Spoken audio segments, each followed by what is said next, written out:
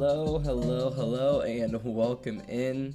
It is Mega, aka the Art Messiah, here to save you from your art sins. Welcome back to another live stream. Today we're going to be doing something a little bit different. We're going to be coding instead of drawing. And as you guys know, like, this channel is all about me kind of taking my dream project and turning it into reality. And so doing a little bit of coding is part of that. So the past week or 2 weeks, I've been trying to learn a little bit more about how to build game frameworks.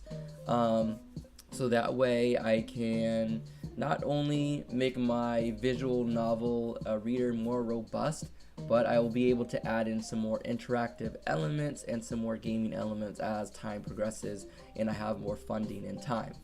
So that being said, we're going to be just working through some tutorials online. This is kind of like a code along type of deal where I am learning about just how to code different things and whatnot. So hopefully you guys join along and you can learn a thing or two. But yeah, we're not going to be doing anything crazy from scratch. Again, I'm still in learning mode. I'm still a beginner, so I am, instead of trying to like go from 0 to 100 real quick, I'm trying to just learn and take notes and follow instruction until I gain that confidence to be able to use my own game logic and this and that. Because the thing is, even though I feel confident in my logic and whatnot, there is only so much creativity that I can have within this realm of coding, because you have such rigid rules. You have the syntax, you have how things are supposed to be used and whatnot. So instead of me being too creative and trying to break rules and stuff, I need to know exactly how people are creating things and the rules that are present within this syntax of JavaScript. So we're going to be doing, I've been doing just like practice among practice after practice, and we're just going to continue that today. So what you heard there in the background before we started was some music that I was composing, so hopefully you enjoyed that. I just figured I would throw that up for a little bit while we were getting started, but I am going to switch to some more chill kind of ambient music while we go ahead and get started in today. Now, what I'm going to do is I'm going to have sessions. I think I'm going to do 3 25-minute sessions, or maybe 4 25-minute sessions, where I'm going to be focused, and then I'm going to take some time to look into the chat just in case there's anyone that is chatting. But feel free to ask questions or leave comments or tell me how you're doing today. So without further ado, we're going to go ahead and get started. I'm going to be showcasing the tutorials that I'm using and whatnot, so you guys can also look up those tutorials and follow along with those as well if you would like to in your own time, if game development is something that you are interested in. Beforehand, I'm going to get a timer really quickly, so that way we can all kind of follow along here. I do believe that, let's see what it's called.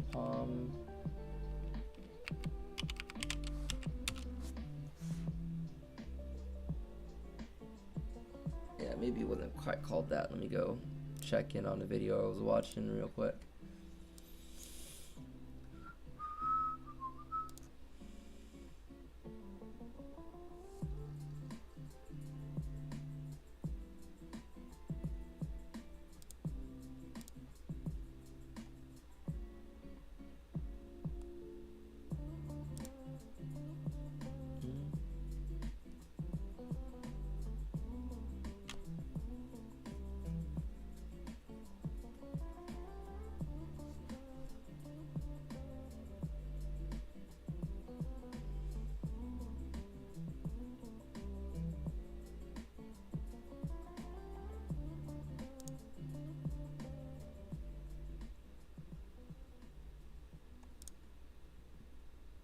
So with all these cool scenes that we have set up,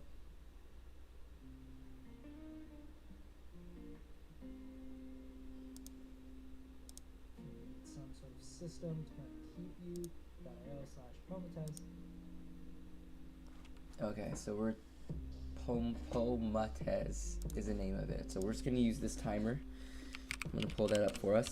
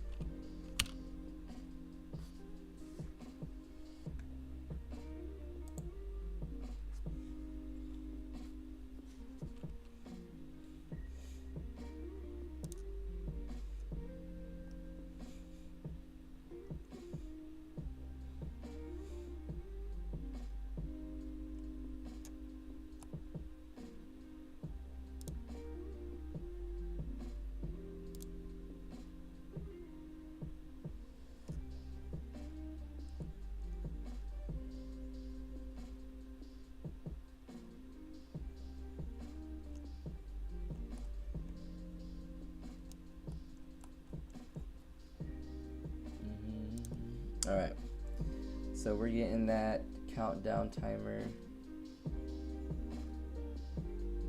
Let's go ahead and open that.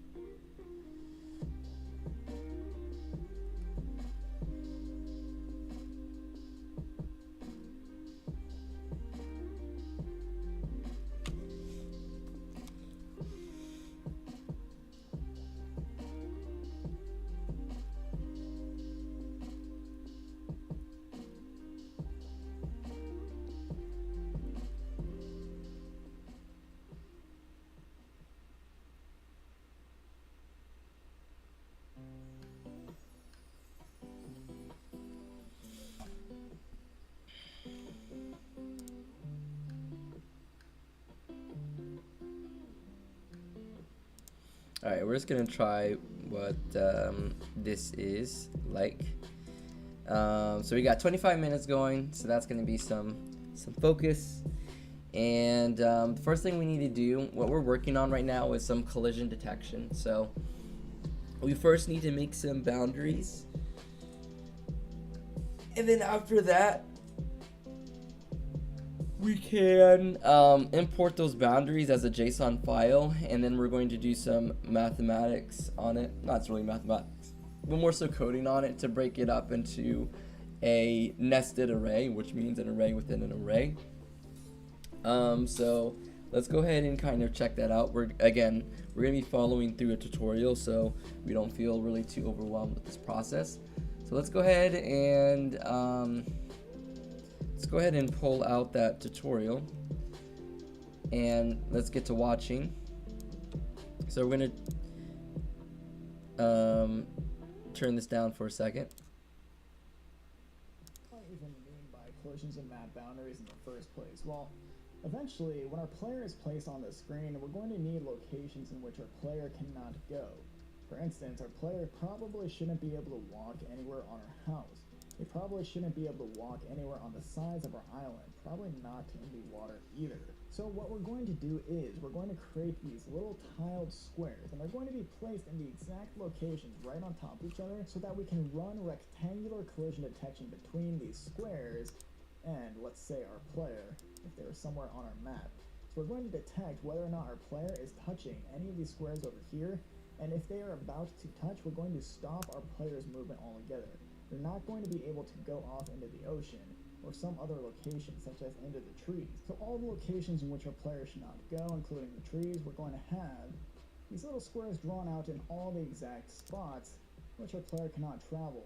And eventually these are just going to fill up the whole boundaries of our map and every location in which our player cannot go. So we create the correct effect of collision detection and actual realism within our game. So this should be the exact collision in which we're going to create, but using collision blocks. So how do we actually import or create collision blocks into our game in the first place? Well, some tile sets will actually come with these collision blocks, and you'll see right here we don't actually have a collision block. You're probably wondering, well, what do I even mean by collision block? What does it look like? What kind of tile is it? Well, it's simply just going to be a red block. It's pretty standard to use a red block for all the collisions in which we're going to be placing on our map. So I don't have a red block within this tile set, so I made my own. You'll see this is going to be available within the Google Drive link. It's just a small red square called collision.png. I want to make sure that I import this in to a project right here. So the way I'm familiar with doing this is going to new file and then new tile set. So we're going to create a new tile set for that one little square. There's probably a better way to do this, but this is one that I've always done. So the name for this is just going to be collision. This is going to be based on the tile set image, one image we're going to use, which is exported as 12 by 12. Now I just need to go ahead and find the source for this. So I'll hit browse, and I know this is within, not my game assets. This is actually going to be within the Google Drive link, which you can go ahead and drag into my game assets if you'd like. But this is going to be within the Google Drive link of Pokemon assets, and then inside of tiled, there's going to be collision.png. This is what we want to select for our new tile set. So go ahead and open that on up. That's all we need to do here. Just hit save as. And now I can go ahead and save this within my game assets. I'll go ahead and call this collision tile set, like so. And then I'll hit save. And there is our one tile set. But now, if we go ahead back to our Pokemon game map right here, we're going to see, since we just imported that tile set, now it's available within our project, we can click this tab right here. So what we're going to do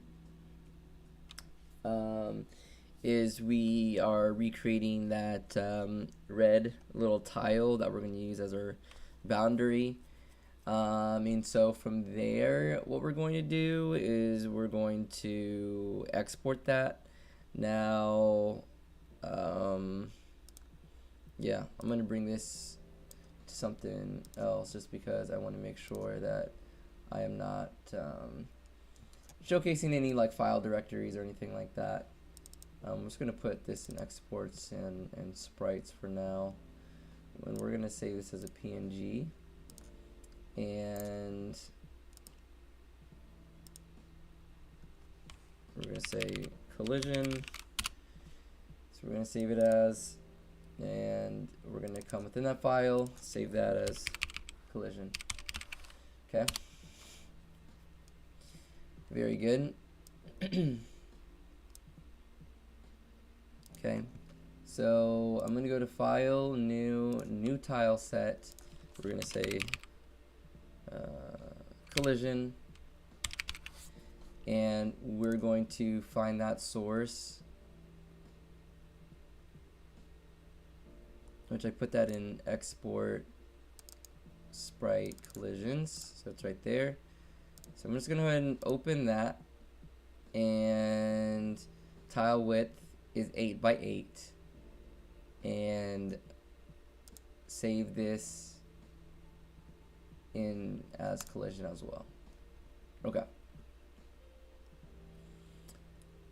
So let's come back over to the tutorial. Let's zoom back just a little bit. Right here, we're going to see, since we just imported that tile set now to a Pokemon game map right here, we're going to see, since we just imported that tile set, now it's available within our... Okay. So, view, let's show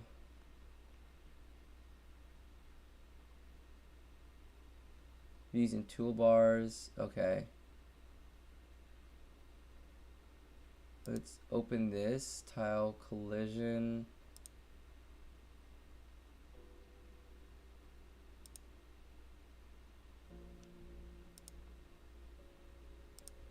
View, property history, template editor.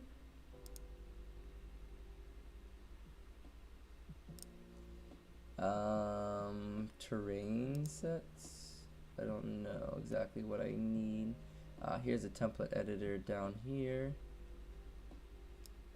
Okay, so these are my properties right there, which is fine for the most part. Template editor, da da da da.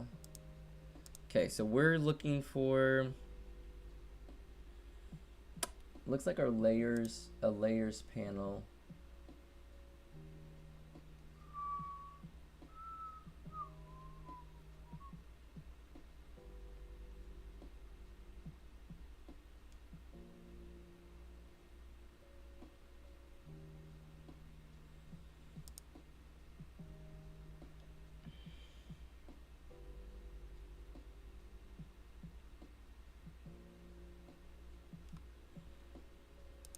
project, we can click this tile. Alright, let's right zoom here. back a little bit and just Select see this how tile.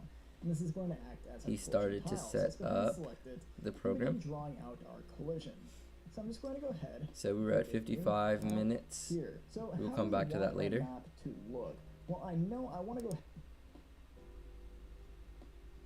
ahead and make sure that this is some sort. How do we want our using the tile map? Here, so I'm going to go ahead and exit out of it.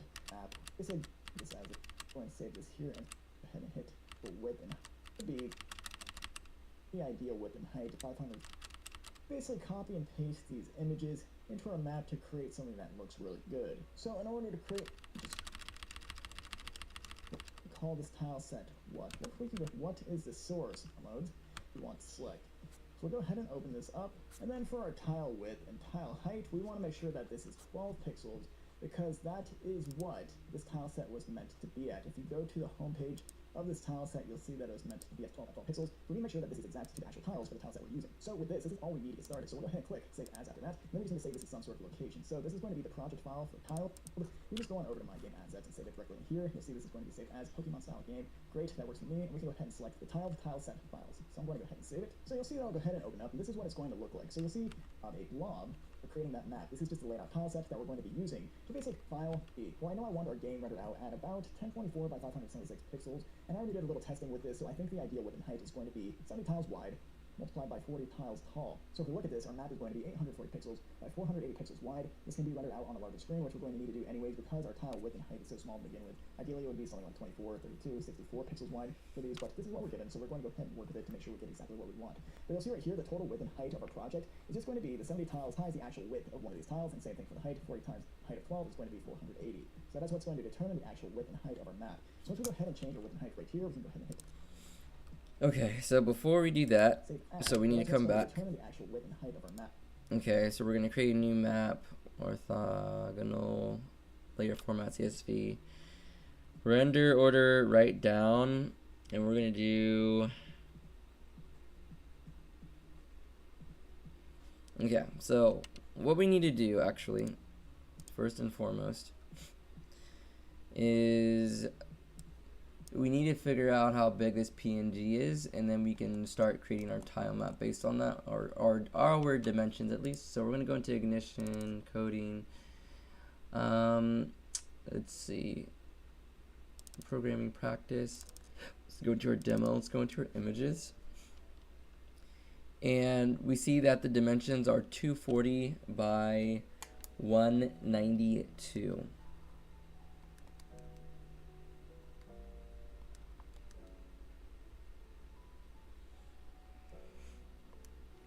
(192) divided by 8 is good, and 240 divided by 8 is good. Okay, so looks like we can use tiles of 8 because 192 and 240 are divisible, which is very good, very good. So it's 240 wide, 192 high. So file new.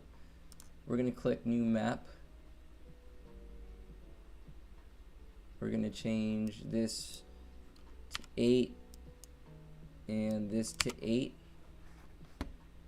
Width was 240, so that's going to be 30 tiles. And then the other one's going to be 24 tiles, so that should give me 240 by 192, and we're going to click OK.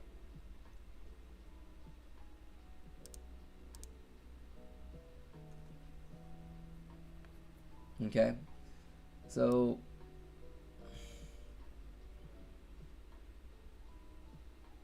just gonna bring this back over here.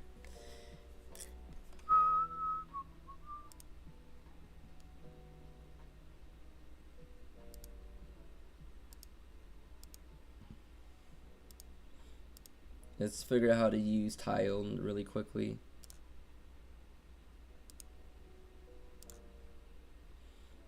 And we're going to make that map, and then we're going to put the boundary boxes on top of it and export it as a JSON file, okay? So let's give this a whirl, see how it's So done we go ahead and properly. change the width and height right here. We can go ahead and Haven't used save tile as. before. Then we want to go back to my game assets. We're going to save this here as well. I'm going to go ahead and say this is going to be called Pokemon Style Game Map.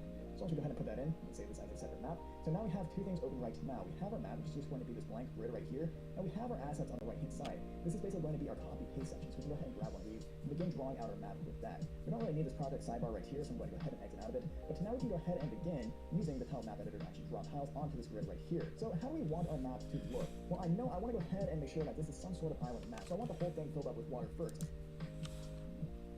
Okay, so let's go back into our tile editor. Looks like we can just click and drag what we want to be contained within these tiles. Okay.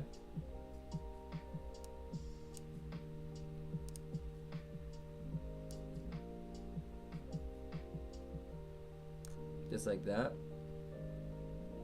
And then we're just gonna go ahead and drop it here and on the scene. And then we're going to come into our collisions, and then we should be able to draw in our collisions wherever we need them. So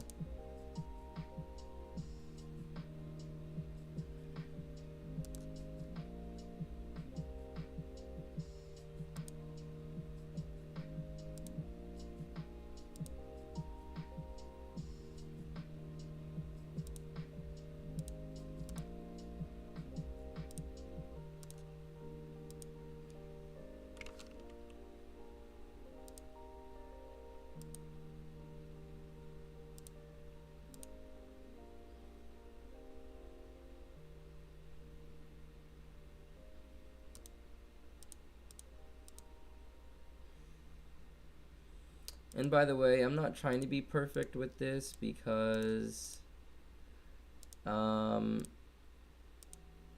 we haven't quite yet defined.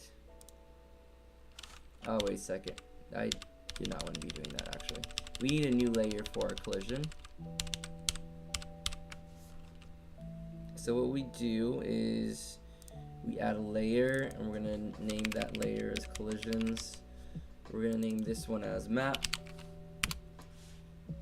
Alright, so let's draw our collisions again, okay?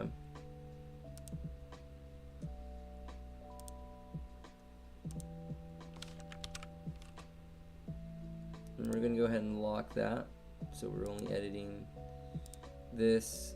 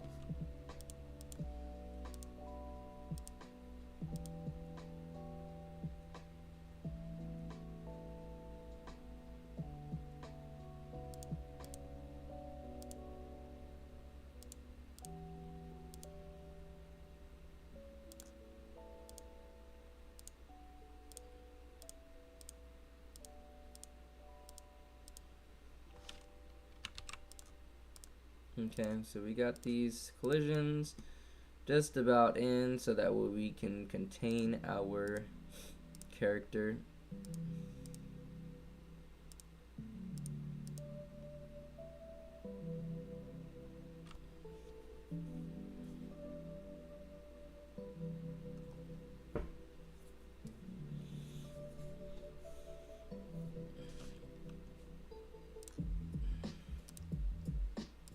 And when you go ahead and develop these maps, we want to go ahead and think of this from a layer standpoint. You'll see over here we have a layer bar. This is very similar to things you'll see in like Photoshop, Illustrator, and XD. These are going to be layers for actual tiles. So let's think. If we want to go ahead and build an island, what do we have to build the island on? Well, an island needs water, so that'll be the first layer. We'll kind of move it to the top so we can see it's on top of pretty much everything.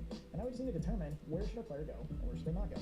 Let's start easy. Let's start with the left side of our island. I know I don't want our player to be able to move past these squares over here. So I'll turn back on our grid, and then I'll just simply begin drawing on top of these left squares the boundaries in which our player should not be able to travel. It's going to be all along this left side. I'm just going to move and get caught by these two, which are here at me. We'll and draw a curve to it. But we don't actually need to draw. We can programmatically draw that our player would never actually reach the first bounds. I definitely don't think so.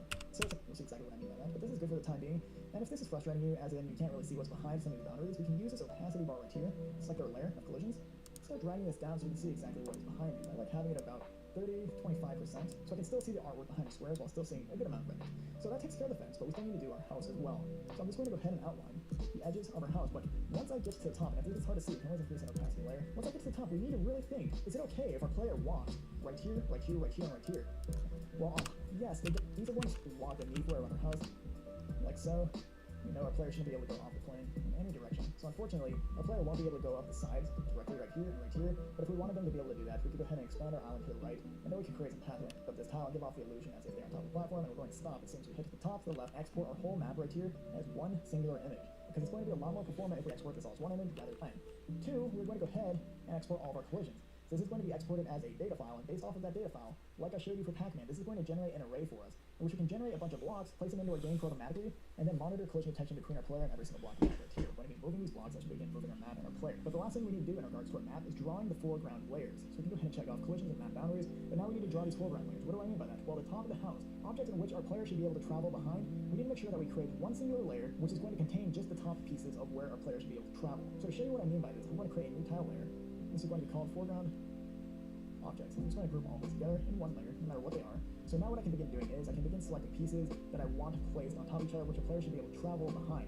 So one instance is our house right here. If I want to go ahead and copy these squares, which the top of our house is in, I need to make sure first I select our house layer, select our rectangle tool, and select all the tiles associated with that top portion of the house. Hit Command C, go back to foreground objects, hit Command V, and now we have just the top portion of our house. And what we're going to do is we're actually going to draw this directly on top of the same place we got it from. So I'm just going to click, and now you'll see if I turn off our house layer, well, that part is gone, but we still have this top portion. So what this means is, now we can go ahead and draw these foreground objects on top of our player, because when we import these into our game, we're going to be drawing these layers on top of each other. And our player object is going to be placed behind this layer that contains all of our foreground objects. It's going to make a lot more sense as we actually get our player into this game and begin programming everything, but for the time being, just go ahead and bear with me on this a little bit. But you're going to want to go ahead and do that for the house and any other objects in which the player is playing, but player, because when we import these, so what this means, to make sure first, I select our house layer, select our rectangle tool, and select all tiles associated with that top portion.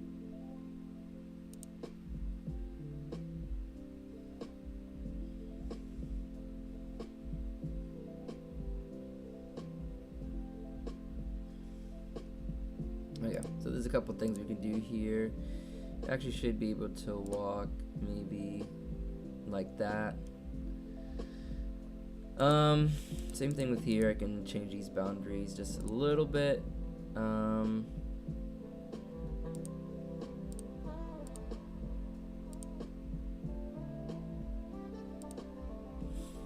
Something like that. And then what we can do is we can come back to the map. This is gonna look funny because I didn't save the bed out in its own layer, but we can still kind of at least test how this would look, having a foreground and a background. So what we're gonna do is we're gonna take our selection tool. I wonder if I can add on to the selection. Oh yeah, add to selection, perfect. So we want to add this to the selection.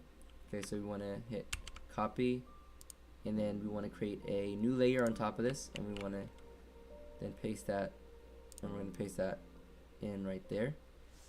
Okay, and then we're going to say that's good. Now if we take, how's that going to work?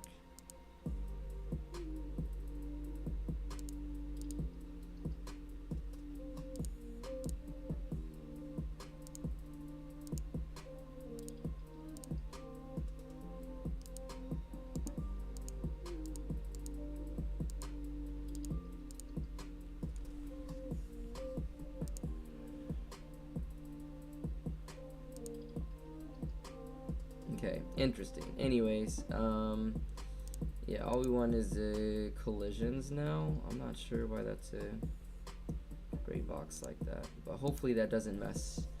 Hopefully that doesn't mess anything up when we go into actually doing this now. So we're gonna get rid of that selection tool. We're back in the draw tool. I believe I already copy of collisions. I didn't want to do a copy of collisions. I think that's what's part of the problem is. Was supposed to be a new layer and not a copy. What that says duplicate layer. Okay, so we have some issues there. I was supposed to create a layer and not just duplicate a layer. So we are gonna have to do a little bit of reworking, which is fine. But this time we're gonna create new layer, and we'll make this a new tile layer. I'm just gonna make this one collisions. Okay. So we're going to just redraw these collisions again by coming over to my collision tile, and we're just gonna draw over everything again, making these solid.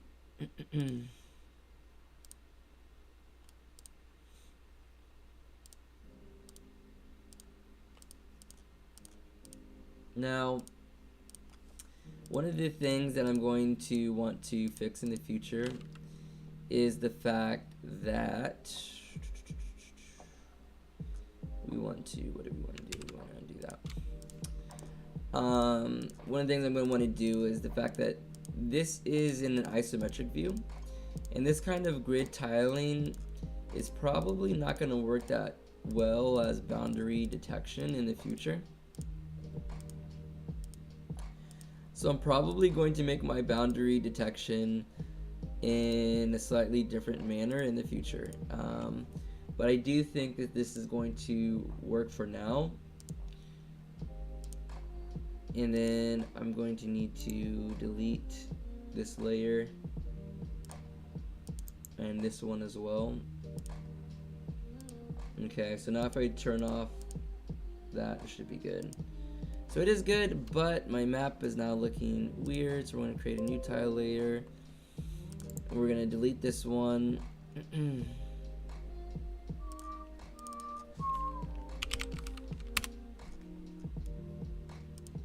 Alright, and we're going to select all my tiles again like we did before. We're going to come in and place that into the map. And then we're going to take our collisions. Now we can turn this on and off. We'll notice that one of the collisions is now disappeared, so we're going to add that back in. It's Control Z. Let's see if I can maybe put it down there. No, let's keep it up here. Okay, so our collisions are in. Now, if we wanted to do what we did before, it just happened to be incorrect that first time. I'm going to unlock collisions. I'm going to make a new layer called foreground. We're going to take the map, we're going to grab our rectangle tool, and we're going to select here, and we're going to, nope, not select that. Let's just try that again. So we're going to select these two.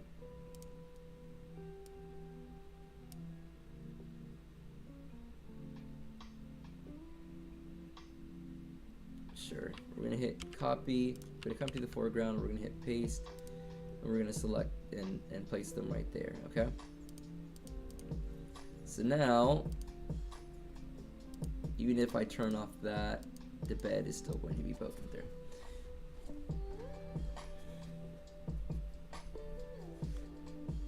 Okay, but we're going to turn off the foreground. We want to save collisions off as that file. So what we're going to do, oh, I didn't even hear it. Okay, so we're in a bit of a short break before we do another 25 minutes, which means I'm going to eat some of my breakfast.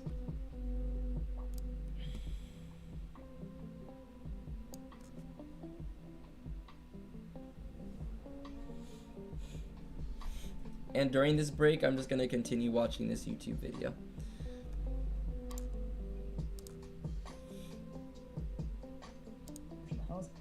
C, go back to foreground objects, hit Command V. Now we have just the top portion of our house, and what we're going to do is we're actually going to draw this directly on top of the same place we got it from. So I'm just going to click, and now you'll see if I turn off our house layer, well, that part is gone, but we still have this top portion.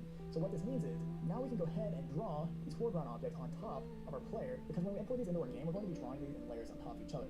And our player object is going to be placed behind this layer that contains all the foreground objects. It's going to make a lot more sense as we actually get a player in this game and begin programming everything, but for the time being, it's going to kind of go beyond this a little bit. But you're going to want to go ahead and do that for the house and any other objects in which your player should travel behind. So you might have some trees in which your player should travel behind. You'll probably need to go ahead and grab the top portion of those trees. But you'll see right here, for a small little map, we have this fence right here. And we know we want our player to be drawn behind these little tops of the fence posts. So in order to make sure we draw these on the foreground layer, we're going to want to select our rectangle tool, select those pieces on the top, go ahead and find our fence. I'm just going to go right here, hit Command C, go to the foreground object, hit Command V, and then just simply click. And if we remove our fence right here, you'll see now we only have the tops of this fence on the foreground objects layer. That is perfect. We can go ahead and turn our fence back on. And if we turn our house back on, I think we are good to go with our map right here. So this is how you go ahead and lay out a full map using the tiled map editor. You want to make sure that you draw all these within the correct layers because it's going to be easier for editing. But in the end, it's very important to understand there are three things we want to export. It's going to be our base layer, which is just a giant image. It's going to be our collisions, which is going to be all these little blocks right here. We're going to export those as data objects. And then finally, we're going to export one more large image, which is just going to contain all the foreground objects in which our player should be able to travel behind. Those are the three necessary things we need in order to create some sort of compound Pokemon-style game. So that brings us to checking off foreground layers. So now we can move on to exporting layers for project import.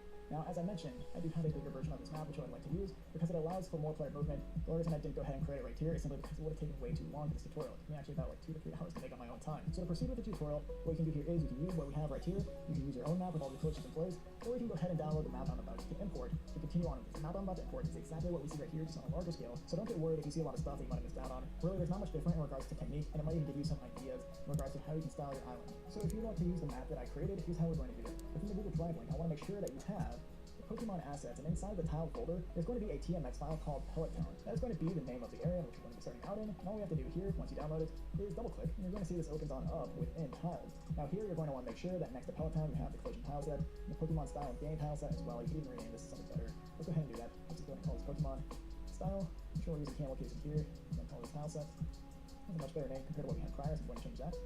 Then I just want to make sure I save, and everything should be referenced correctly. So once you have this open, this is what the map should look like. You'll see not too much different here, just a lot larger map, but this uses all the same techniques that we use building up that smaller island that we just did. So how do we go ahead and export this large map? Well, we want you to go ahead and export the island portion separate from the collisions and separate from the foreground objects. So you'll see up here, I have those foreground objects, I have the battle zones, which we'll cover later, and I have the collisions. I'm going to turn these three off, and this is what I want to begin exporting for our game. So in order to export just this, what I can do is I can go to File, and then Export as Image. And then I want to make sure that I only have this one checkbox right here, check. Only include visible layers. So we turn off foreground objects, battle zones, and collisions. Those are not going to be included within this file image right here. So I'm going to save this as pellettown.png. I can also browse the location I want to save this at.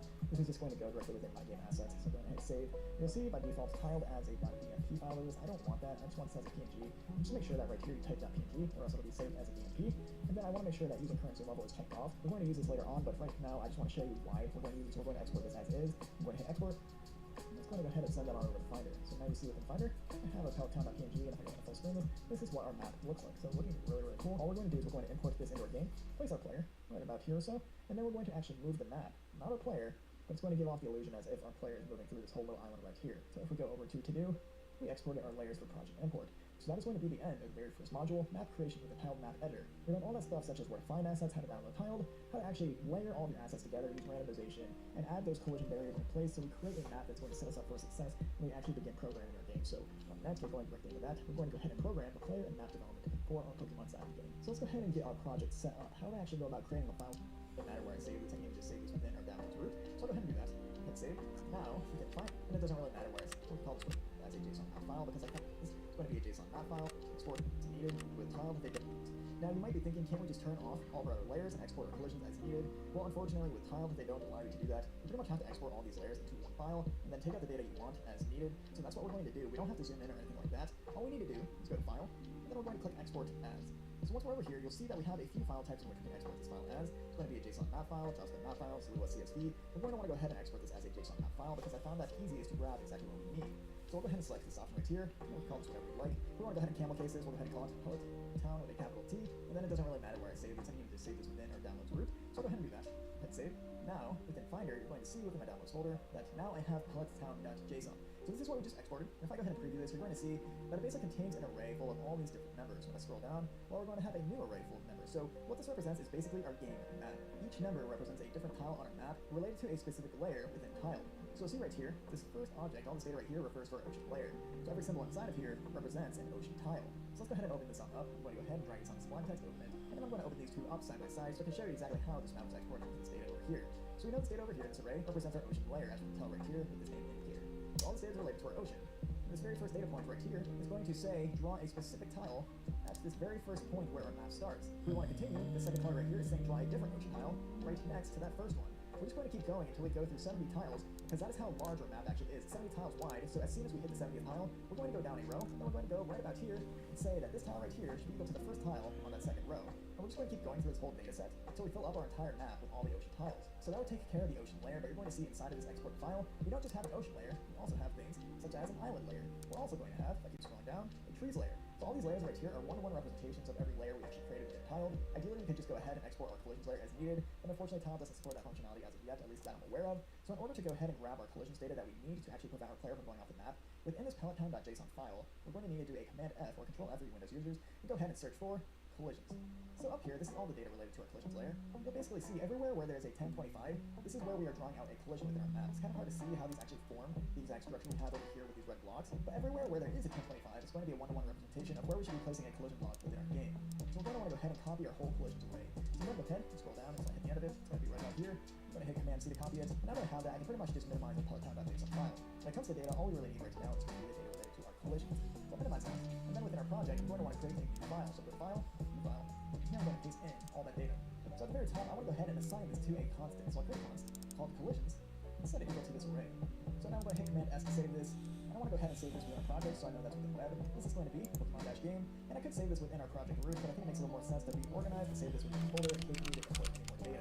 So I'm going to go ahead and create a new folder right here. I'm just going to call this data. And now I want to call this file collisions.js. So basically we took the array from the JSON file and we created a const which is equal to our collisions array, which we need to import into our game. So basically transfer it over to a JS file so we can import it into our game quite easily. So I'm going to go ahead and save it as collisions.js within the data folder. And then you'll see we have a data folder within our project, so now we can begin using this within index.js. So if I want to go ahead and reference this const right here, collisions, within index.js, the first thing I need to do is make sure that this collisions.js file is imported into index.html. So to import this JS file, I basically copy the script tag right here, paste it above, and then I'm going to swap out index.js with collisions.js.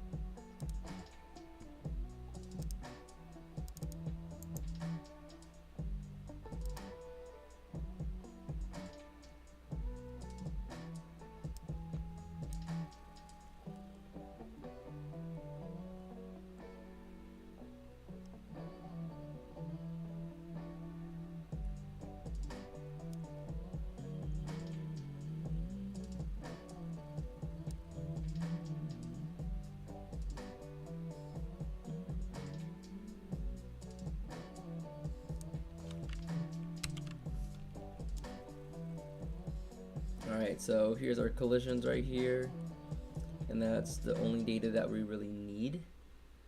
Okay, so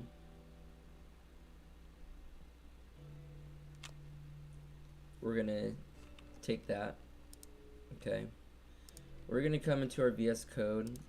We're gonna come in here and we're gonna create a new file, and that's gonna be collisions.js. And we're gonna make a constant collisions, and we're gonna need to create an array from this, which I think what I've copied in is already an array of some sort. So it's gonna be something like this.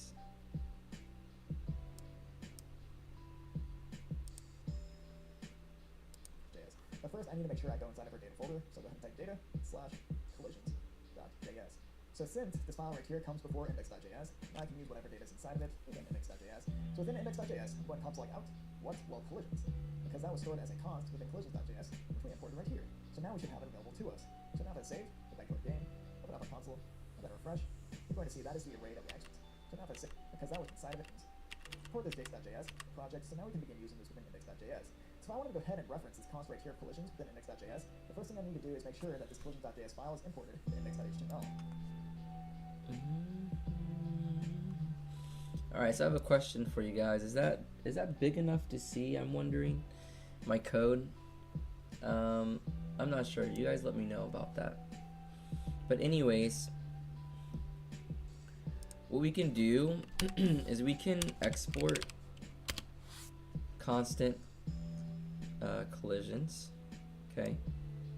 And then when we need to use that in my other file, we will use import.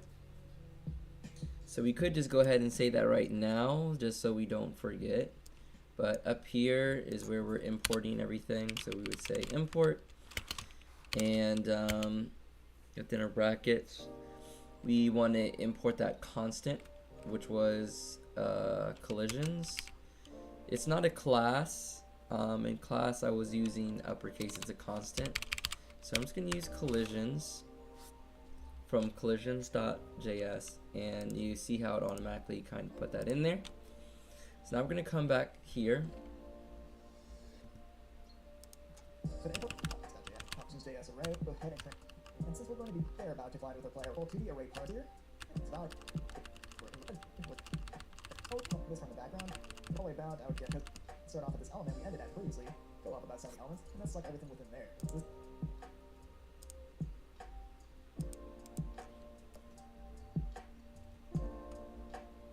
is how we're going to be creating our rows. We're basically selecting every 70 items, incrementing onto the next 70 items, and pushing those 70 items into an array to create the same subarray structure that we had right here. So rather than loop through this for every item, here, for I, we can say we want to iterate through this for every 70th item. And how do we know to use 70 right here?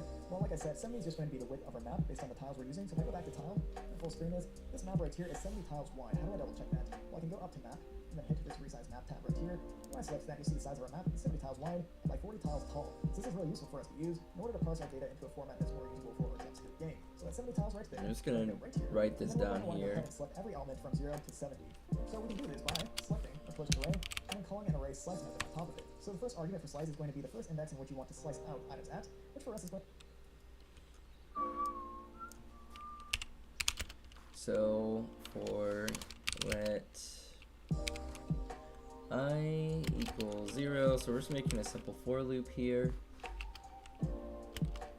I is less than the collisions dot length, and length just takes the actual amount of numbers within an array and returns how many numbers are within that array. So if we go keep looping through until we get through the entire length, plus equals 70. So that's basically, sometimes we would say I plus plus, which would keep on iterating it up by 1, but basically what we're saying with I plus equal to 70 means that we are iterating up to 70.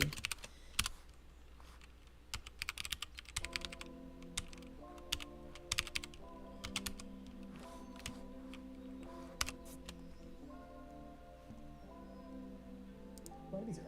And then the second argument is going to be how far do you want to slice elements to? It's going to be 70 because we know we want 0 to 70 elements from collisions. So if I were to go ahead and console log collisions.slice, go back to our game, open up our console, then refresh, you're going to see we're slicing out to the first 70 elements. And we're doing this exactly 40 times because we're looking through collisions.length by adding on 70 to every iteration. But we know we want more than just items 0 to 70 from within our collisions array. We also want all the other rows, all the other items associated with collisions.js over here. So rather than just use a static value of 0 to 70, what we want to do is go ahead and replace 0 with I. Because we know I by default is equal to 0. Now we know we're going to get 0 to 70 right here, but as we begin to increase I over time, well, I is going to be 70 on the next iteration of this loop. But now the issue is, if we slice out the items of 70 to 70, well, we're not actually going to be grabbing anything right here. As we increase I, we also need to increase this value right here by an additional 70. So instead of just referencing 70 right here, what we can do is we can add I on. Oh, by the way, you guys might be interested, but this is currently what I have rigged up so far in the game, which animations are looping.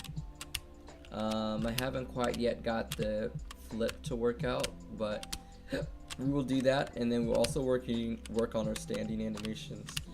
That shouldn't be too hard, but anyways, we're getting some basic movement down, and I want to get collision detection, and then we can go in and more so solidify our walking animation some. But I want to work on boundary detection for today mostly, and then hopefully come up with a creative solution for doing boundary detection for isometric views.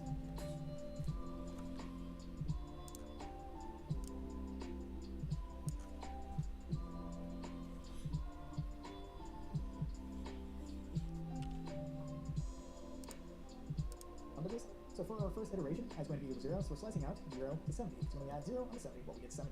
For the second iteration, we're going to have I equals 70 because we're adding 70 on the I. So here, I is going to be equal to 70, I is going to be equal to 70 here. As a result, we're going to be slicing out 70 to 140 based on the evaluation of this equation right here. This is just going to keep going until we loop through our mapped height.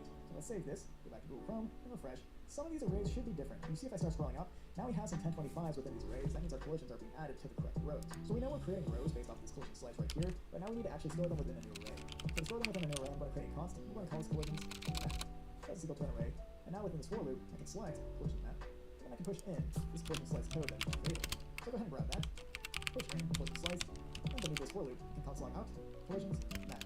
Let's save, then I'll refresh. And now you'll see this format that we have right here, we have one root array, but within this root array, we also have a bunch of subarrays. So for every row where there is a 0 within the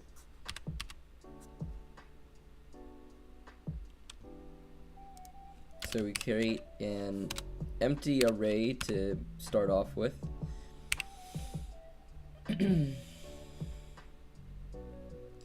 And then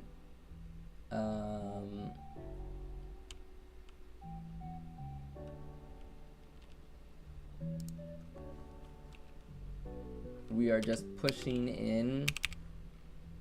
these values into that array pretty much. So we say collisions map dot push, and then we want to open the parentheses, close the parentheses, and not forget our semicolon.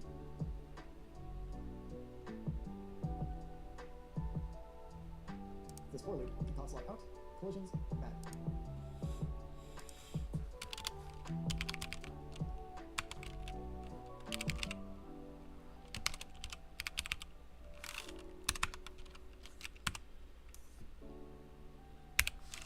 So when console log out that, we're going to do inspect. So we're going to inspect that page. And what we're going to do is we're just going to bring this over. Yeah, that's about good. What I want to see is my console, right?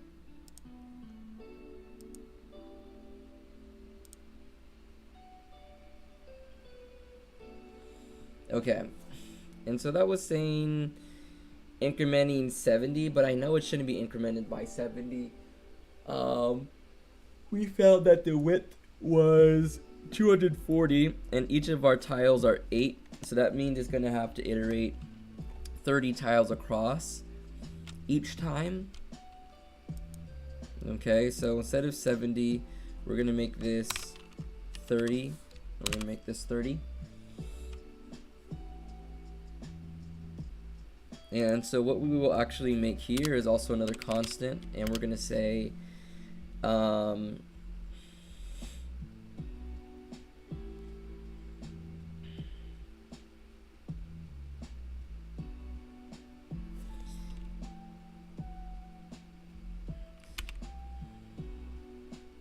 map tile width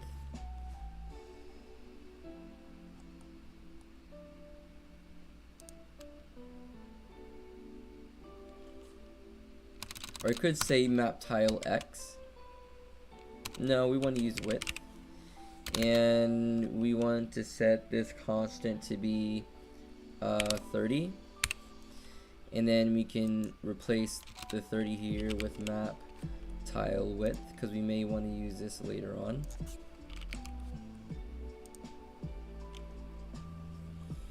All right.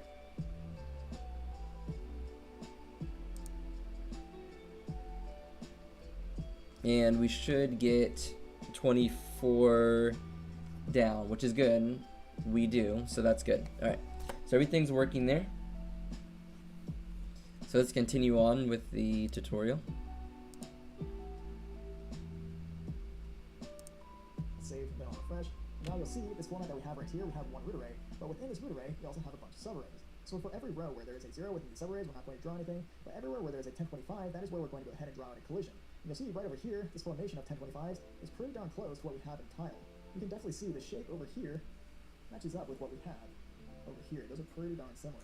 So now that we have this array parsed out correctly, we're going to want to go ahead and create canvas objects placed in their exact position based on how they're parsed out in this array. It's going to make a little more sense as we continue. So first thing first, let's go ahead and create the object we actually want to run out. So in order to create an object, I'm going to go ahead and create a class, and I'm going to call this boundary just to separate a little bit from our collisions keyword over here. Now that I have a class of boundary, I'm going to create a constructor method, and now I need to decide what defines a boundary. Well, I know each of our boundaries is going to have a position associated with it, and this position is going to vary, so I want to make sure that I'm passing through a position within our constructor right here. I'm going to assign that as a property within a singular object, and then I'm going to say I want this dot position equal to the position we pass through. I know each boundary is also going to have a width, and then a height associated with it as well. So how big do I want these boundaries to be? Well, within our map, our boundaries were created using a dimension of 12 pixels wide by 12 pixels tall.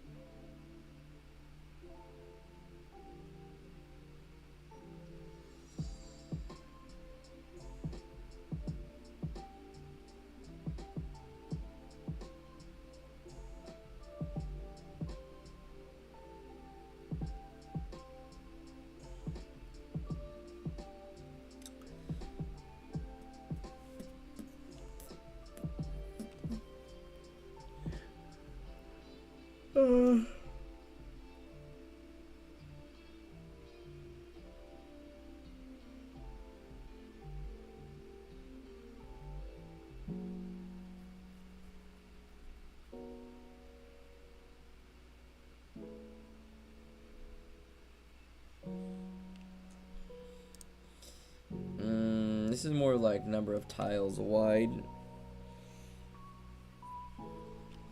So what I would actually say is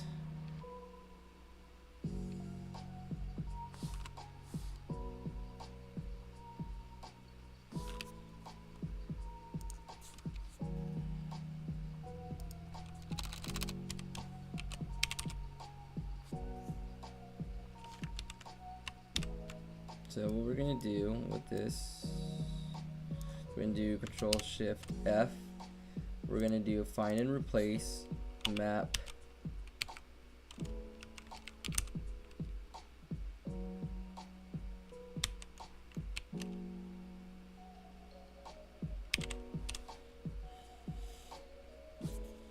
and then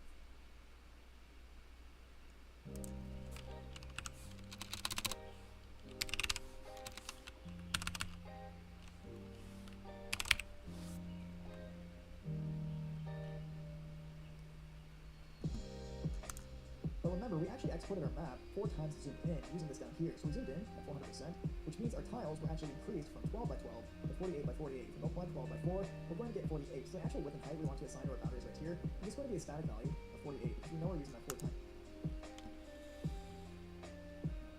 okay, so we do that. We're probably gonna put this class in its own file, but for now we'll put it in here. we'll say class boundary. You always have to have your constructor. We're going to be passing in our position.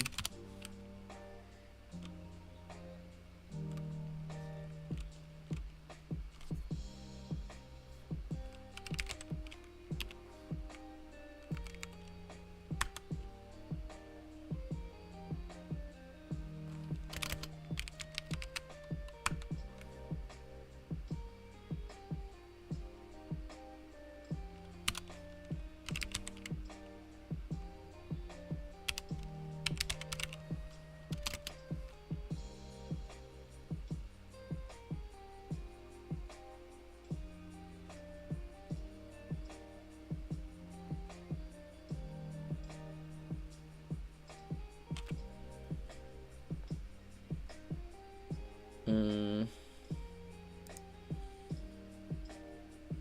multiplier for every tile within our map. So with an XY position and within height, we know we can draw the square, but now we just need to define how we actually draw that square. So we're going to go ahead and add an arbitrarily named draw method, and within this I can select our train's context with the C dot and use fill rect. So this takes 4 arguments. The first is going to be the X position, so we'll go ahead and reference the position we're passing through as this dot position dot X. The second argument is going to be our Y position, so we'll go ahead and grab this dot position dot Y. Our third argument is going to be our width, so we'll reference the boundary's width. And then finally, we're going to reference our boundary's height with this dot height. Now that'll draw out a black rectangle, what we call draw, but we want to go ahead and make this red to match up more closely with what we actually drew out and tiled. So we'll go ahead and select C dot fill style and set that equal to red. That's really all we need to get started with some sort of traditional boundary. So we know we're going to have multiple boundaries laid out on a map, so it kind of makes sense to create boundaries const like so and set it equal to an array. This is going to store all of our boundaries, which we can later use to render all these out within our animation loop. So now we have this boundaries array, we want to go ahead and populate it with instantiated boundaries using this boundary class, where we want to go ahead and make sure that the position for each of these boundaries is positioned precisely based off of this collisions map. So everywhere where there's a 1025, we're going to push in a new boundary into our boundaries array. So how do we begin doing it?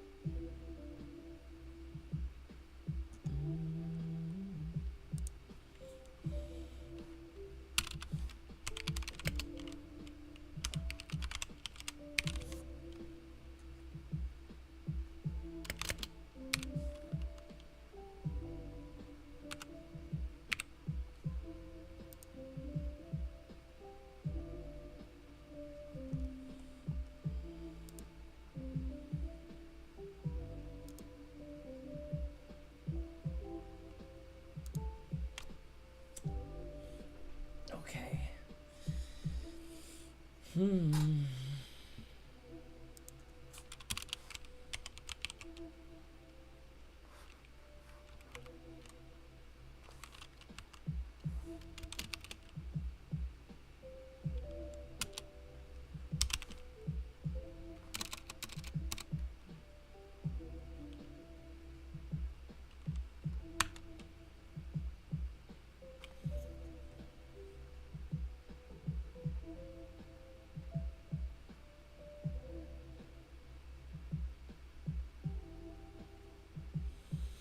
Okay, C is equal to get context, so I shouldn't use a canvas, but I should use ctx dot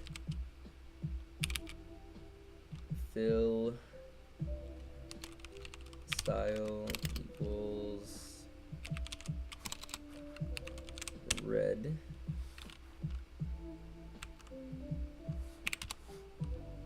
And ctx dot fill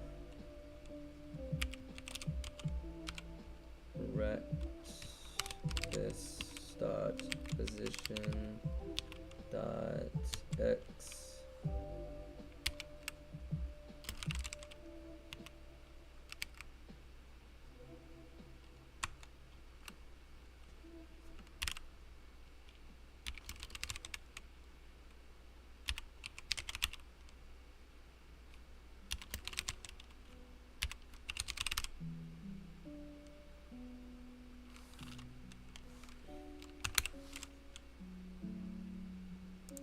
Well, we're going to want to go ahead and select collisions map like so, and we can go ahead and call for each method on top of it. And we want to say for each row within our collisions map, we'll call an arrow function.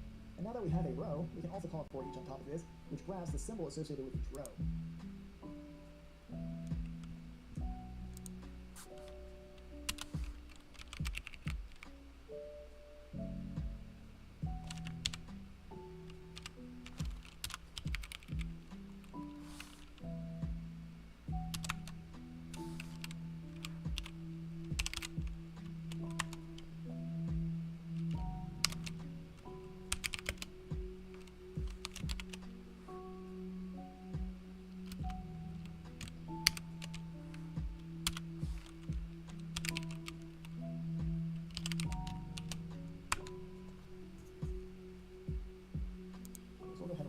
example, these two arguments right here, by the way, are arbitrarily named. I'm just naming them in regards to what they actually represent for each item we're looping over. So if I were to go ahead and console log out, the symbol we're currently looping over, go back to Chrome, you're going to see we're basically just going through our whole array within collisions.js. But since we're actually looking through a 2D array, we're going to be able to place our boundaries precisely in the exact locations which we want them at. So within the second for each loop right here, I'm going to want to go ahead and select our boundaries array and push in a new boundary using this boundary class we just created. So we know this takes an object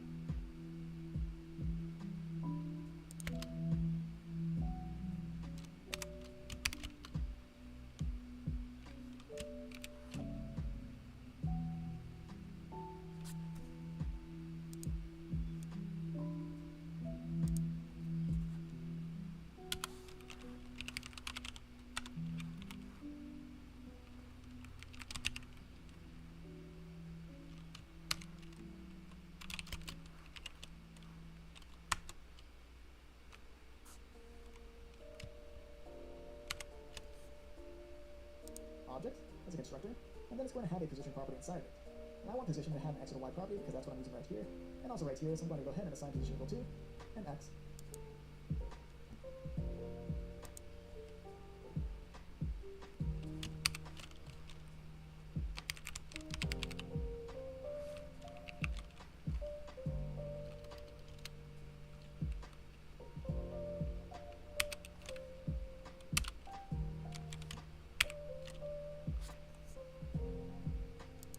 And also a y property like so. And I just need to make sure that these are assigned in the exact spots I want these boundaries placed. So I'll go ahead and add a 0 for both of these by default. And I'm going to want to place these based on the indices associated with our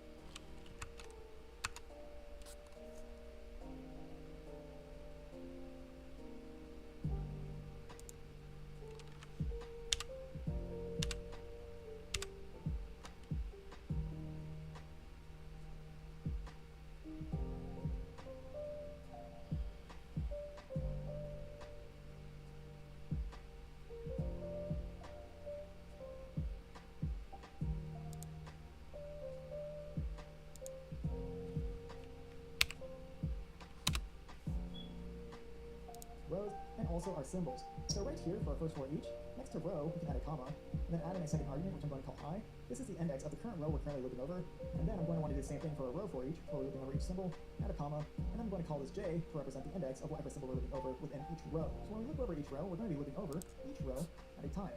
So there 1, 2, 3. Is I right here?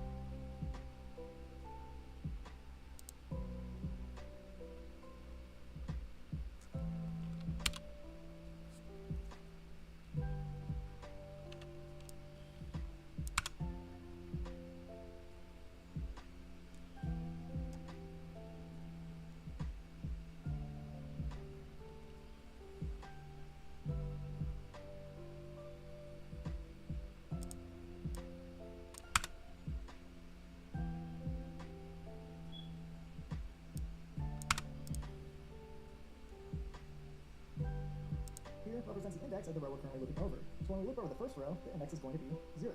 When we loop over the second row, the index is going to be 1. When we loop over the third, the index is going to be 2.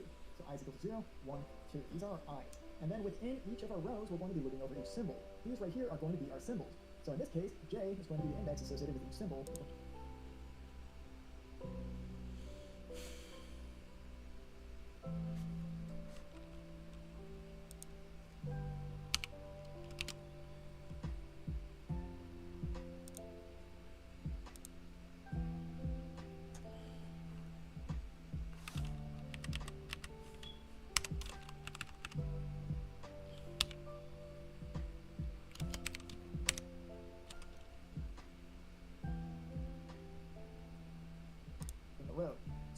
index in this case for 0 is going to be 0.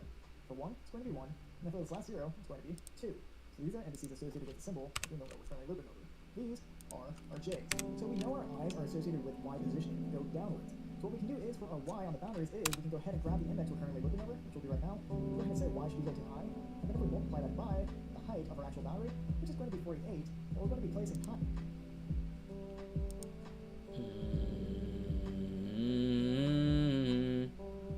Bracket, parenthesis, bracket, parenthesis.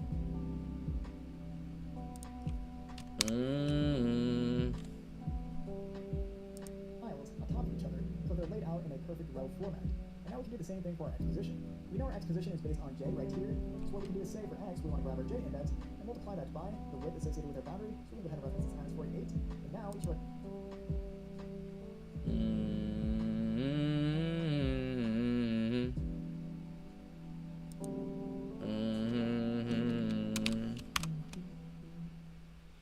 Alright, anyways, j times 8. Let me stop humming and start getting this done.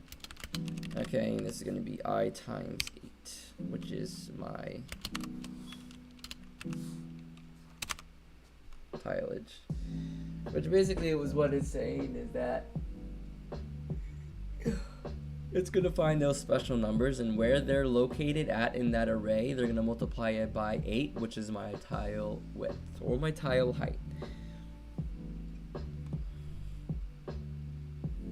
Which, if I'm making a new boundary, I should just be able to use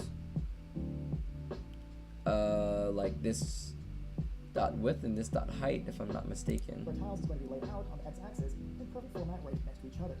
Now, when you come back to this code at a later point in time, you might forget what 48 represents, so it makes sense to actually create some sort of cost for this value right here. You might be trying to reference your boundaries width and height directly, but you can only grab these two properties when a boundary actually exists. We actually haven't created a boundary until we look through this whole thing and actually call a new boundary right here. So instead, what we can do is, within our boundary class, is we can create a static property using a static keyword, call the static property width set equal to the same width we're using down here within our actual boundary property. So now we have a width equal to 48. We can also create a static height equal to 48. And now what we can do is call boundary directly right here where 48 is. We're just going to call the class with an uppercase B. And then we can just reference boundary.width. That's going to give us 48. But now we know exactly what 48 represents. It's going to be our boundary width. We can do the same thing for this 48 down here. This is going to be the boundary height. So this is a lot more descriptive than what we had previously by just referencing 48 as a static value. So we come back to this at a later point in time. Now we know what these two represent. So if we're consoling out, our boundaries are right. And I couldn't just use this dot width, really. Okay.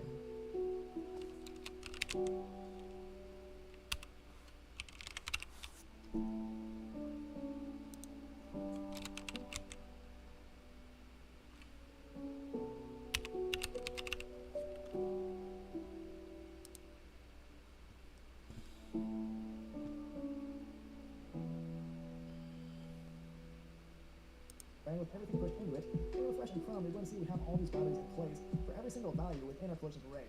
There were 2,800 values within our collisions array, and now we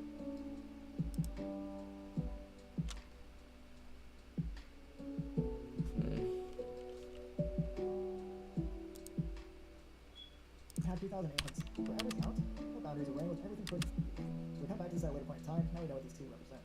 So if we're consoling out, our boundaries array.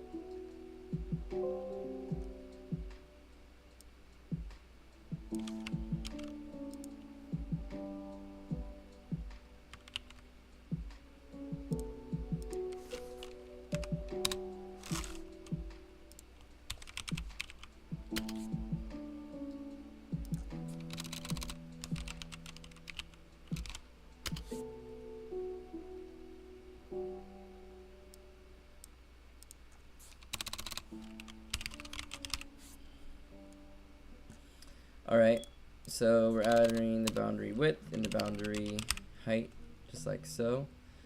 Now we're going to go ahead and console log out boundaries, and we're going to just see if we are pushing that incorrectly. Boundary is not defined, and that makes sense because I didn't use a capital B, which, you know, would then link to the class.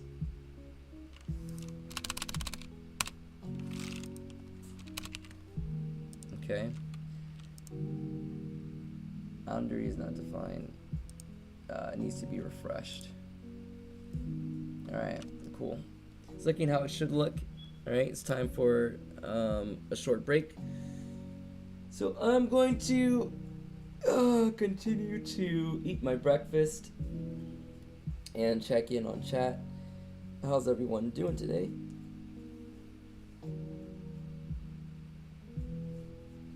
We are trying to currently code in these boundaries right now, and we currently have line 203 to 241.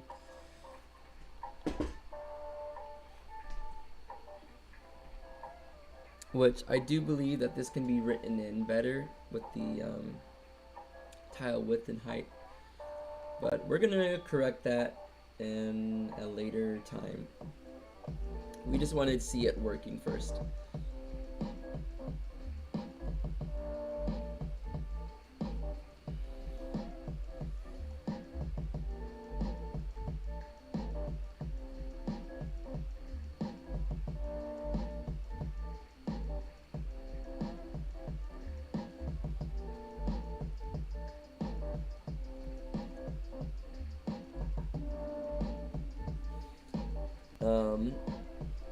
But yeah, I have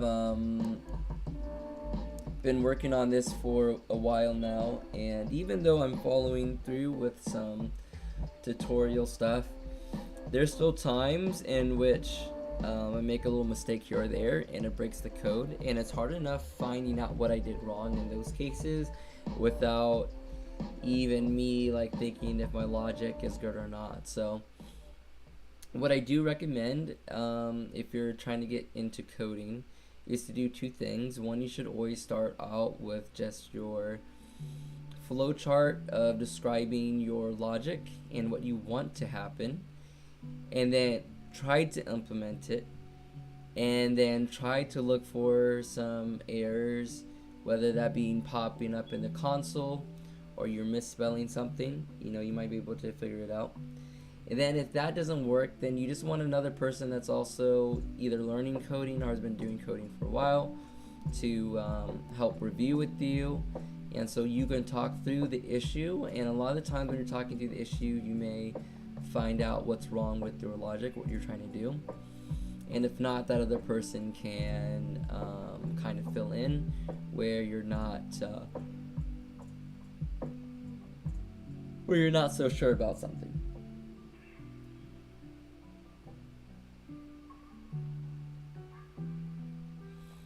Okay, so with the remainder of the time, I'm just gonna watch this video. I'm gonna have this video on, and finish off my breakfast smoothie, and then we're gonna hop into another focus session, which will hopefully kind of take me to the end of doing boundary collisions. But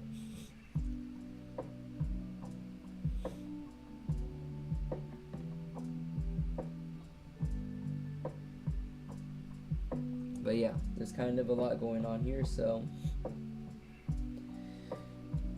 we'll see. My aim is to do that, but we'll see how far we get today. The fact that I've at least created the boundaries and stuff like that, that's good.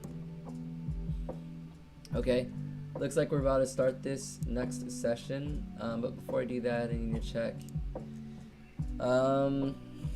just my tutoring scheduling real quick.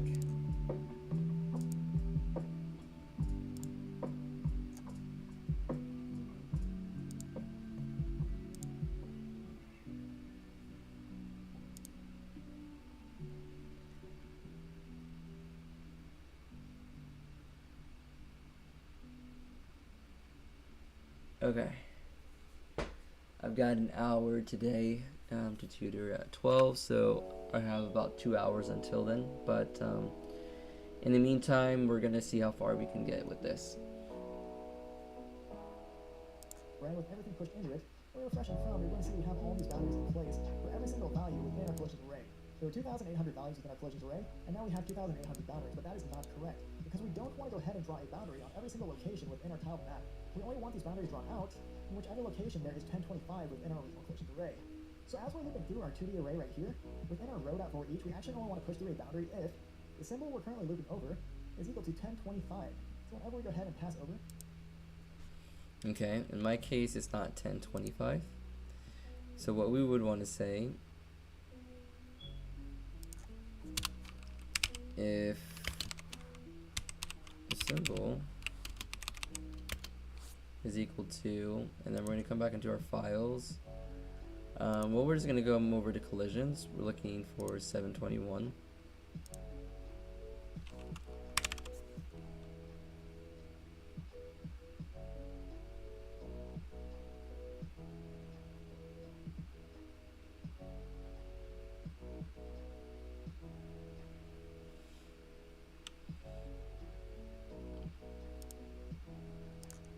right here, we're going to be pushing in that new boundary into a boundaries array. So we do that, save, back to Google Chrome. You're going to see now we only have 185 boundaries. That is the exact amount that we actually.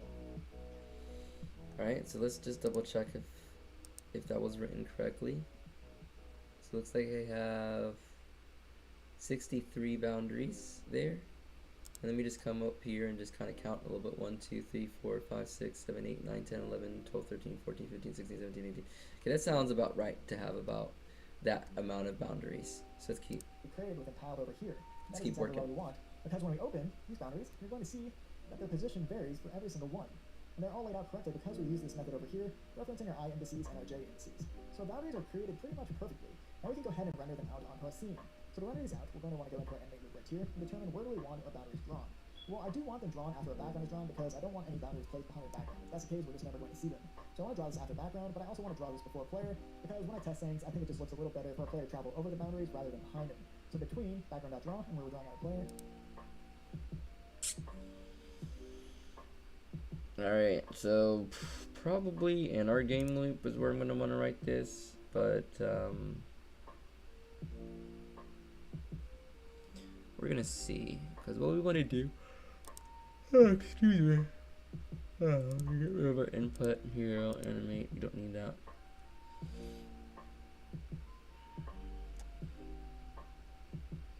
We're going to pass in update and draw into our game loop. And we say that we want game loop to start. This is where we're drawing things in. Okay. So what we're gonna want to do,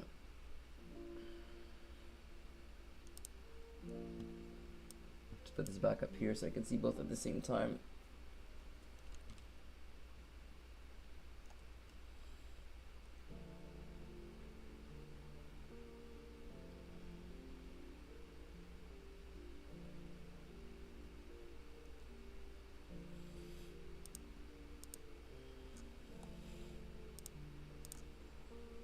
We want to switch over to the game loop, and we're passing in update and render. This render, we have ref ID, this is running. Okay, so this is simply just controlling my like frame rate and stuff like that. So we do want to draw the boundaries in right here.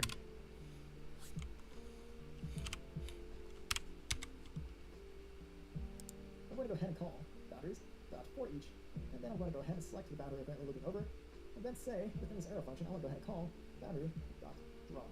So this draw method right here, let's just call this draw method right here, which just creates a rectangle. So if I save that and refresh over here, you're going to see we have boundaries drawn out on our screen, but they're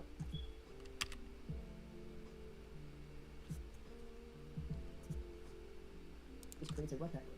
So if I save that and refresh over here, you're going to see we have boundaries drawn out on our screen, but they're only in the bottom right-hand corner. They're not actually laid out correctly in regards to where they should be placed on a map. The reason for this is because when we actually created our map sprite right here, where we assigned sprite to background, we offset its position by a little bit. We went ahead and set its x to -785, and we set its y equal to -650. That same offset its position reason, but they're only in the bottom right-hand corner. So select the boundary I'm currently looking over, and then say within this arrow function, I want to go ahead and call boundary dot draw.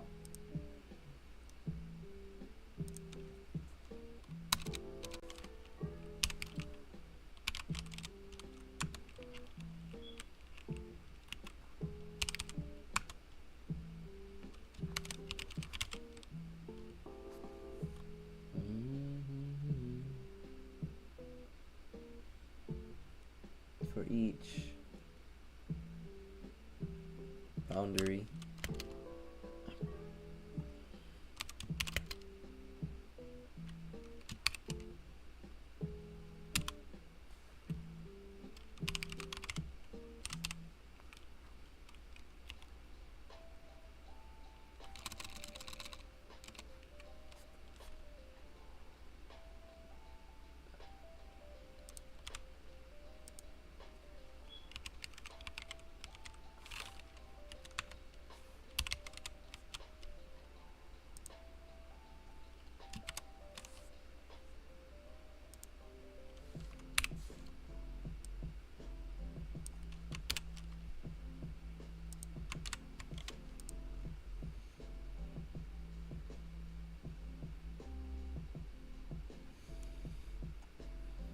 226.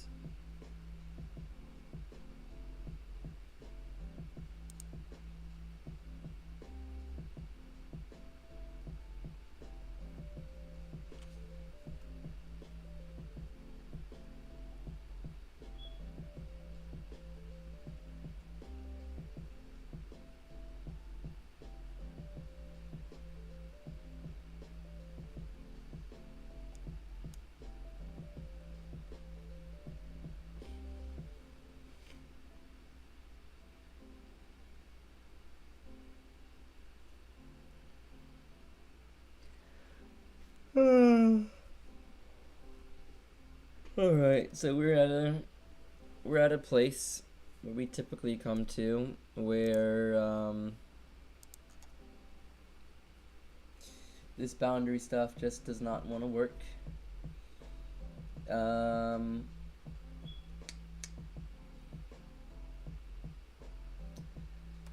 I guess I should throw what the error is up on the screen so we can kind of take a look at this. Hey, if there's any people that code out there, man, let me know.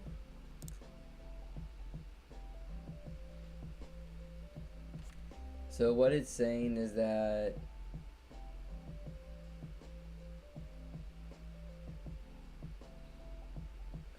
within my draw function,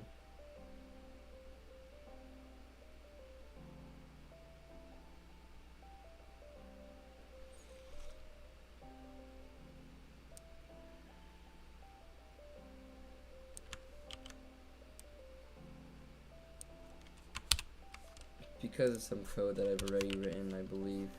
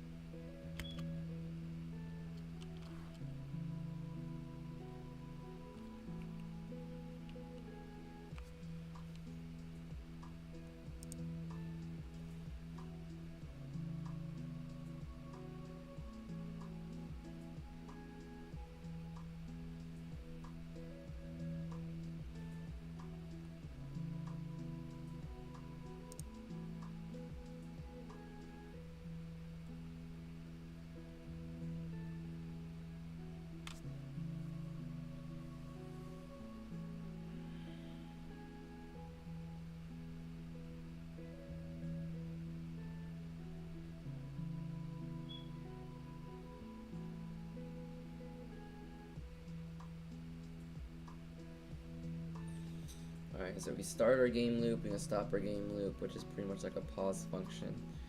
We set our game loop in the constant game loop, and we're passing in some constructors into game loop, which is both update and draw.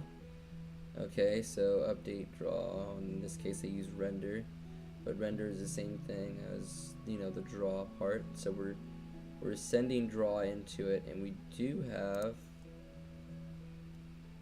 know that draw is doing this, so it's sending in this stuff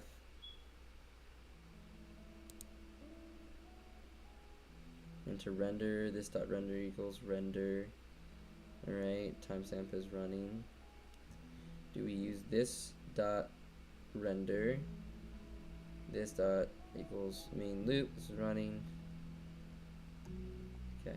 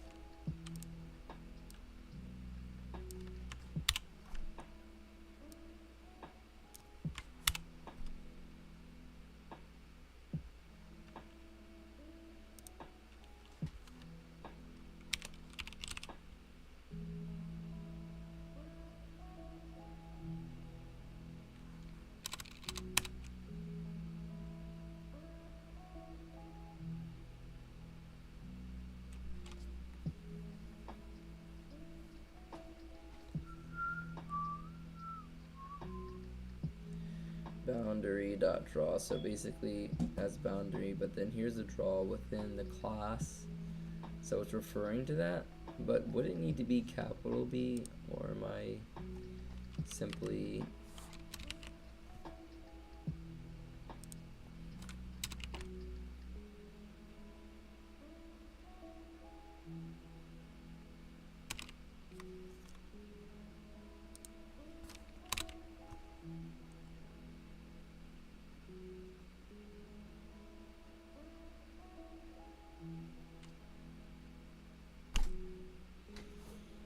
okay, we might take a pause here because we're stuck.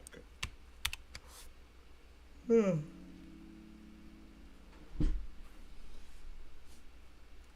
stuck, and we need to now switch into debugging mode and just figuring out what may be the issue in this case.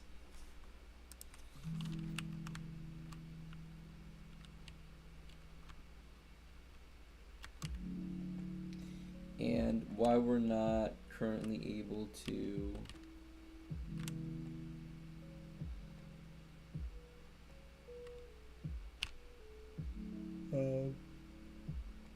excuse me.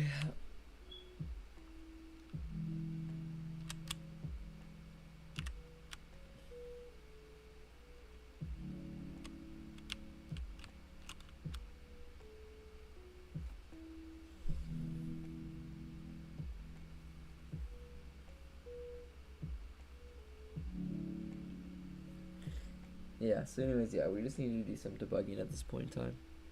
And my focus is kind of waning.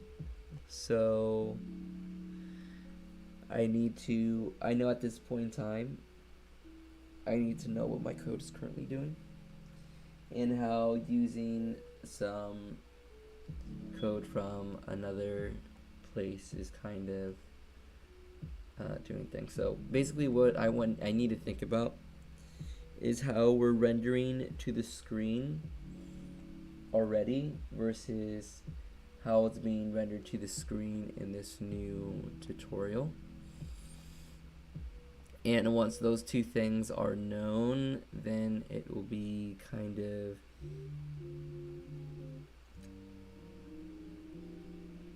I want to say easier.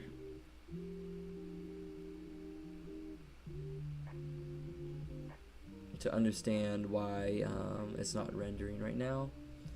So yes, again, the issues which refer to the fact that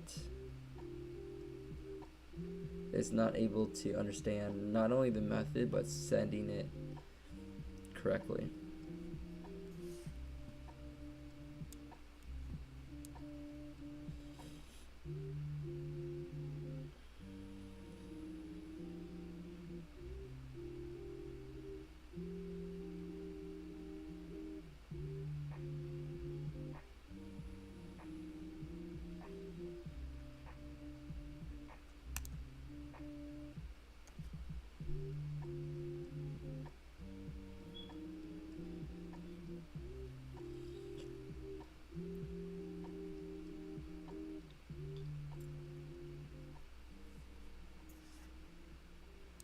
So this draw method right here is just calling this draw method right here, which just creates a rectangle.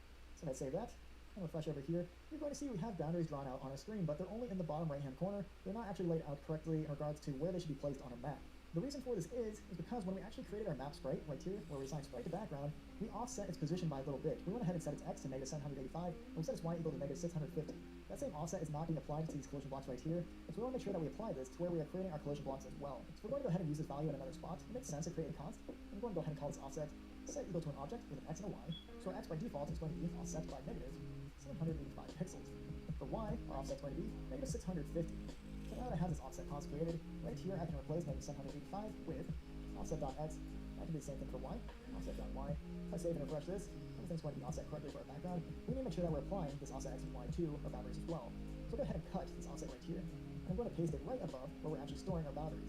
So right here I'm going to add offset, and now I can use this constant within this code right here. So So this is where we're pushing in new boundaries and setting their position. I want to keep this code the same, but I also want to go ahead and add onto it our offset.x.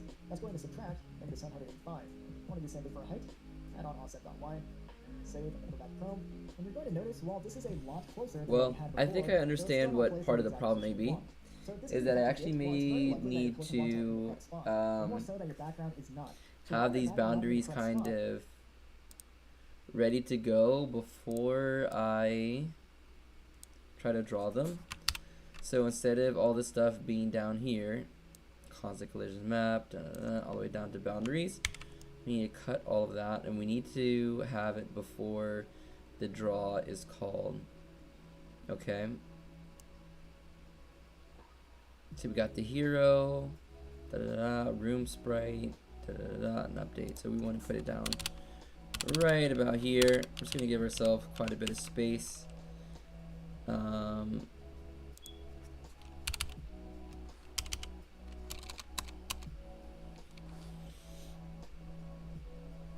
So yeah, one way you can kind of do this is going to be this, and then it's going to be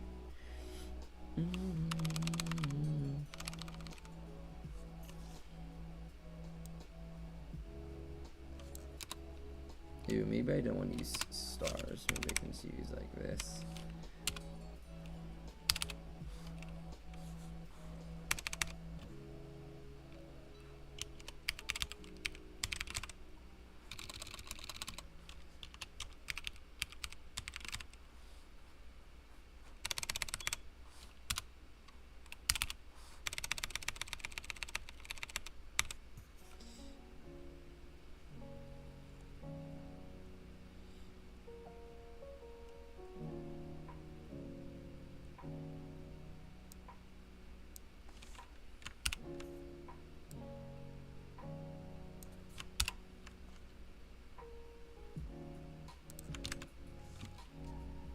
Okay, no, that didn't help anything. along with our collision blocks right here. But within tiles, there are going to be properties associated with each layer called horizontal and vertical offset. So what these do is they go ahead and offset items by a certain amount. So for a foreground layer, if I were to go ahead and offset this by something like 20, you'll see that our foreground layers are offset by 20. Now what this does is, unfortunately, when you export your map, it also adds around 20 pixels onto your width if you were to go ahead and add some horizontal offset. That is not good, that is not what we want. And unfortunately, when I exported this the first time, I had a little bit of horizontal offset on one of my layers. So in order to make sure that your map is as perfect as possible lined up with your collisions, you want to make sure for every single layer you have, horizontal and vertical offset are 0. So I go ahead and swipe through these quickly. You'll see now every single layer I have has a 0, 0 for horizontal and vertical offset. So if that's the case, all we need to do is make sure we export a background image without that horizontal or vertical offset. So in order to export this, I'll turn off our foreground layers, our battle zones, and our collisions. So this is what I want to export. I just need to make sure that I zoom in about 400 pixels. So I'll do that now. And then I'll go over to File, export as image one more time, save this within our project directory as paletown.png, make sure I am using the current zoom level, and then I just want to hit export, and then I'm going to replace the last version with this new one I'm exporting without any of that offset. So I go ahead and replace that, and go back to our game, and I simply refresh. Well, now our background image lines up with our collisions perfectly. We just need to change our offset a little bit more so that our player is placed directly in the center of our house. So we'll go ahead and make that quick fix, and we can do it pretty easily by referencing our offset object right here. We'll go ahead and add 20 onto this value right here, negative 765, save and refresh. Getting a little closer, let's go ahead and say negative 735, save and refresh, and that seems to be directly in the center. We can go ahead and say that our player is going to start out right here. So now we need to start detecting for collision. So we have about 185 collision blocks placed within our map, but in order to detect for collision and show you how this works, I think it's better to just focus on one singular block. So we're going to want to go ahead and create one boundary instead of all these boundaries in our boundaries array. And in order to do this, right above animate, we can create a const called test boundary, and set this equal to a new boundary. And remember, our boundary takes one argument, which is going to be an object, and it has a property inside of this of position with an x and a y. For x, where do I want to place this? I'll just go ahead and say about 400 pixels. And for y, I'll place this at about 400 pixels. So now that I have a test boundary created, I should make sure that I render it out onto our scene. So what I can do is I can comment out the boundaries for each. That's drawing out 185 boundaries, just for now. And then I'll go ahead and reference test boundary and call out draw. So I save and refresh that. Now we just have one boundary which we can focus on. So the goal right here is to get our player on top of this boundary. And whenever the two are intersecting, we want to go ahead and console out some code saying that the two are colliding, looking for collision. So we have about 185 collision blocks placed within our map, but in order to detect for these boundaries in our boundaries array, and in order to do this, right above animate, we can takes, go ahead and say about 400 onto our scene. So what I can do is I can comment out the boundaries for each. That's drawing out 185 boundaries, just for now, and then I'll go ahead and reference test boundary and call out draw.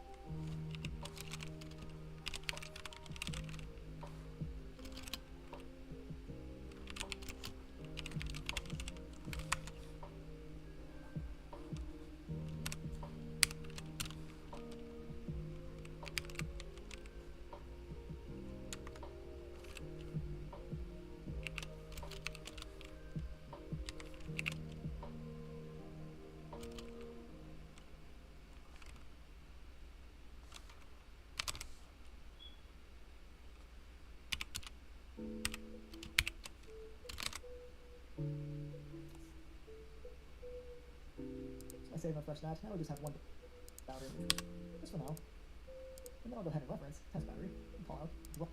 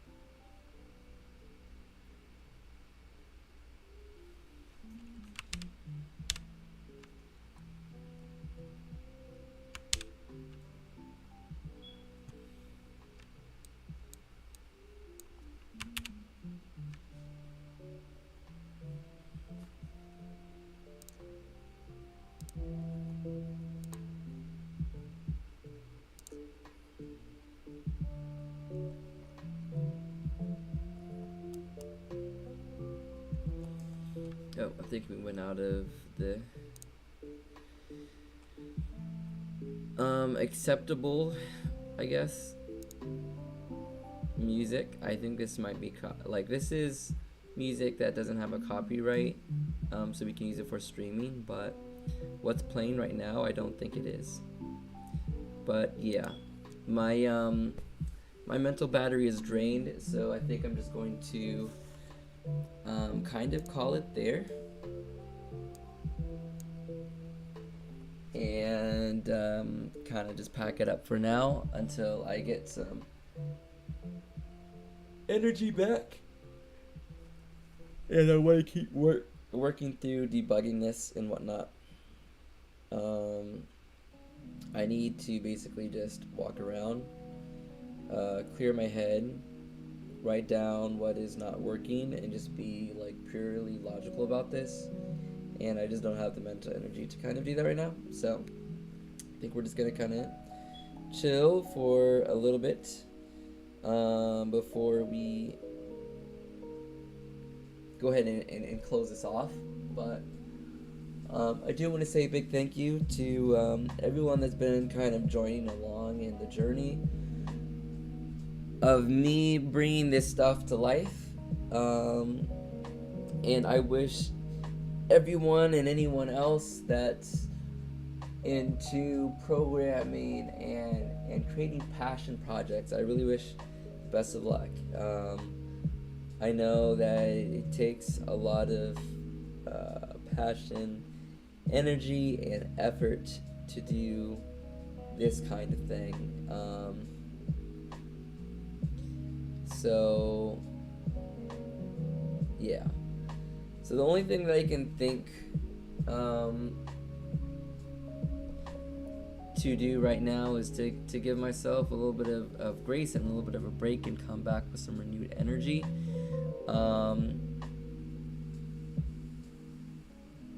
So that is what we're going to do. I feel like I've learned a lot, done a lot of stuff, but it is time to kind of put the pencil down. Also, welcome in Amin GM.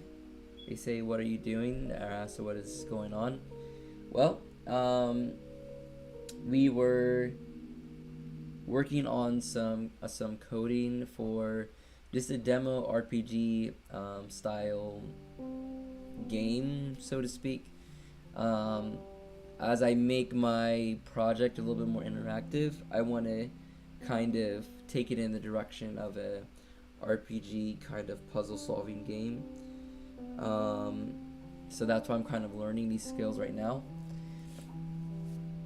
So yeah, I was just in here coding up some things, trying to get collision detection to work. We've created the collision detection boxes, and we've now created a way to create and store the boundaries and where they're positioned. So that is very good in terms of that aspect, and just like how we would draw those boundary boxes to the screen. But I need to do some debugging. But anyways, before I leave, I guess there's a few things to kind of maybe show that might be of interest.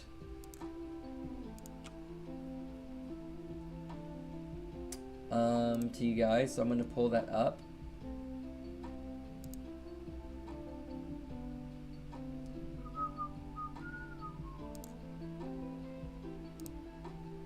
So we're going to open up that, and we're going to open up this.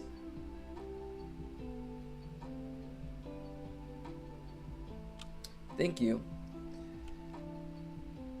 Yeah, it's interesting, but also maybe a little bit time consuming. But anyways, this is the thing that I wanted to show really quickly. Maybe we can bring it down into this level so we just have one column to look at. Anyways, I have a Tumblr blog. It's in the link. It's linked in the description. But my Tumblr blog is going to be basically is detailing all my art and stuff. But additionally,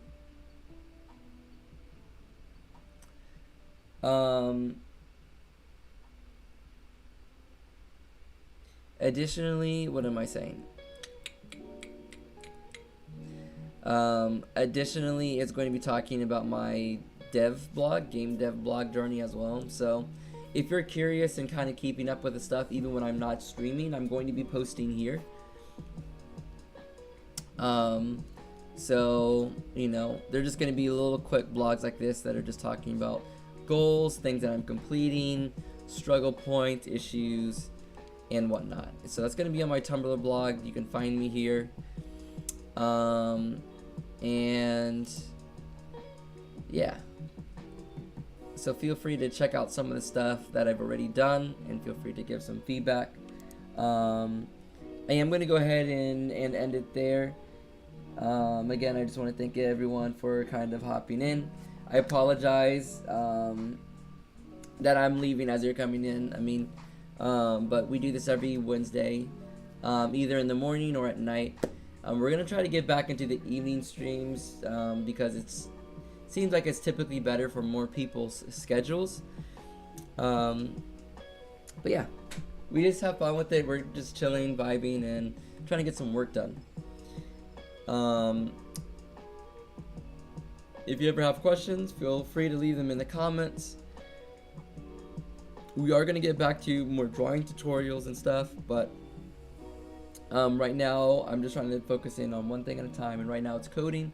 I have been doing drawing and gesture studies and stuff, so I'm sure I'll post that somewhere as well if you guys are interested in looking at that kind of thing. But that is going to be all for this time. I hope you guys have a great day. Thanks for tuning in, and peace and love. Deuces.